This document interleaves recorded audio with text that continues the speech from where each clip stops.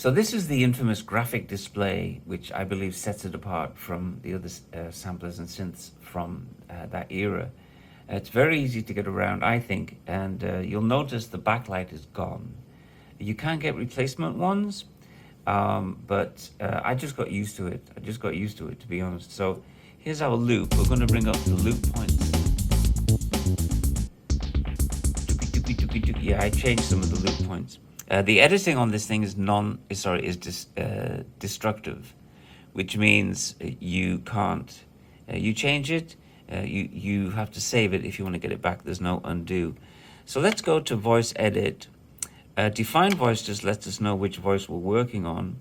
Right now it says 42. We need to call up 64, which is the loop. Thank you. Escape. While I'm on this, let's see if it works in this mode. Yeah, you'll notice the screen went blank rather.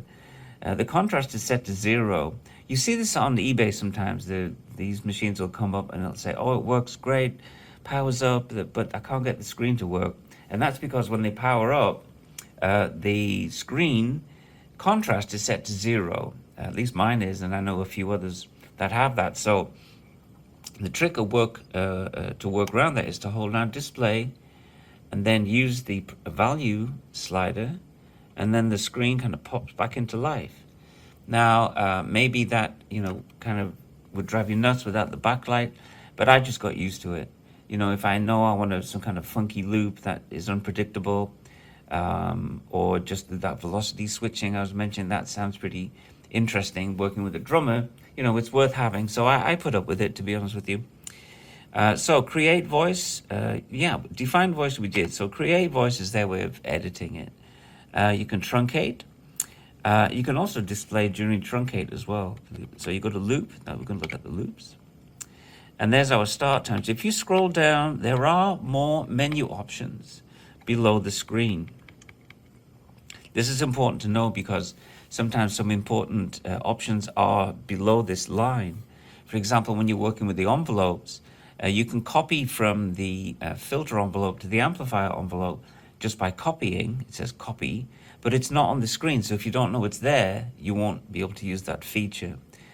So it's good to know, keep scrolling. There's no indication, there's nothing showing you that there's more options on this particular edit page.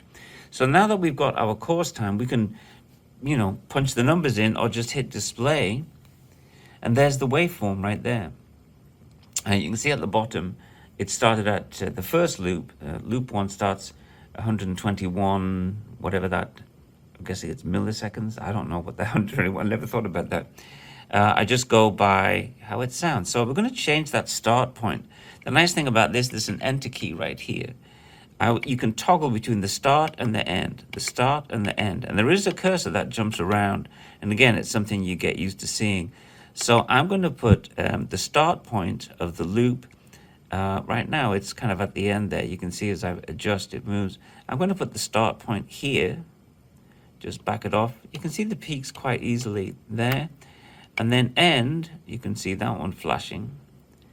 I'm going to put the end here, like that, before that peak. So start, end. Now, just to make sure I'm at zero crossing, use the arrow key to go down. And then you can see I'm pretty close to the start of that peak there. Oops, just back off a little bit. You can see the zero crossing. I think that's so cool that you can do that. From 1987, they were that far ahead of the game. Now, enter. I should be at my end point. Let's scroll down. Scroll down again. Oh, it feels like I'm a little off on that one. Oh, I was going to put it there, wasn't I? Okay, let's scroll down. Still off. All right, I'll find, for the sake of this video, I'll find a different loop point here. There you go. Let's put it on there.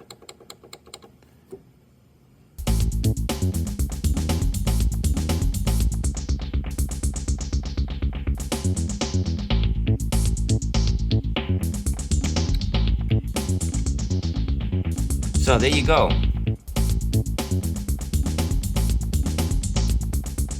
One of those loops is really short. You could hear that. But again, you can see the peaks and you can go in there and edit.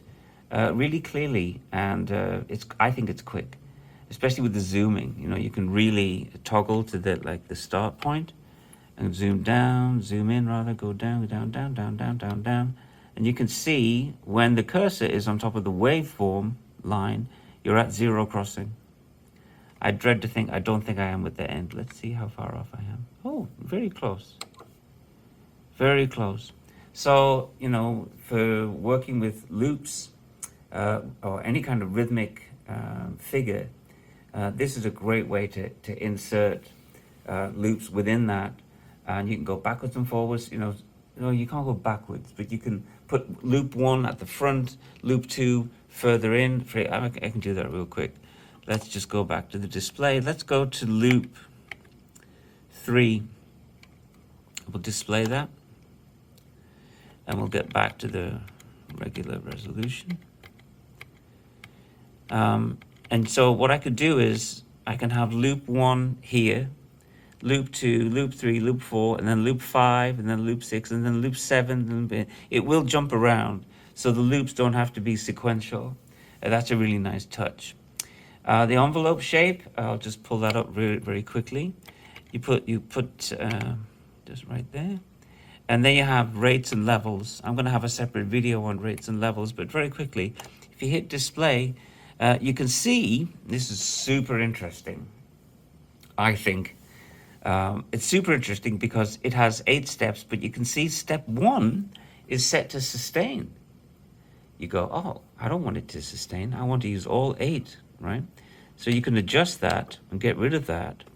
Now you have step 2, step 3, step 4, step 5, step 6, 7, and then we'll make 8. So there's no sustain loop on this part. So we can pick any one of these stages. Actually, you can pick any one of the stages and make it the sustain portion or the end. I think that's such a neat feature that it allows you to only choose 4 of the stages or 4 of the steps, and then it'll end. Anyway, but for now, we'll use all of them. There's the rate, and then we'll scroll down one more for the level. So I'm going to have the level 99 start here. Level 2, we'll make it up to there. Level 3, we'll bring it back down again. Level 4, we'll bring it up. Level 5, take it down. You got the pyramids happening, right? Level 6, kind of down to the bottom. And then level 8, all the way up to the top. Yeah, 0. Now, if we go back to the times, the rates, we can change each of those as well and go along the line. So we'll make the first rate really slow, and then the second rate, which is going to take us to our second level, medium speed, and then the third one, I'm going to make it fast. So in this machine, fast is the higher number. So you can see it's coming down really quickly, down to that third level. The next rate, we can make it go even slower. And then the next one, we can make it go all the way down. Sorry, that one was fast and then down. So you can see, actually, having the display, I don't know if you can zoom in on the envelopes. I don't think you can. So there's the basic shape, which is kind of weird. If we go back, there's that big dip there. Let's go back and change that one. What level was that? There you go. Just move it. Oh, that's our sustain portion.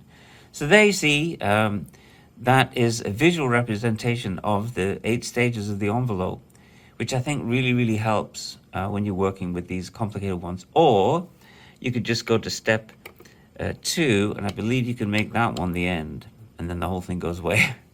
All right, so that's looping and multi-stage envelopes, and now I think we'll do sampling frequencies.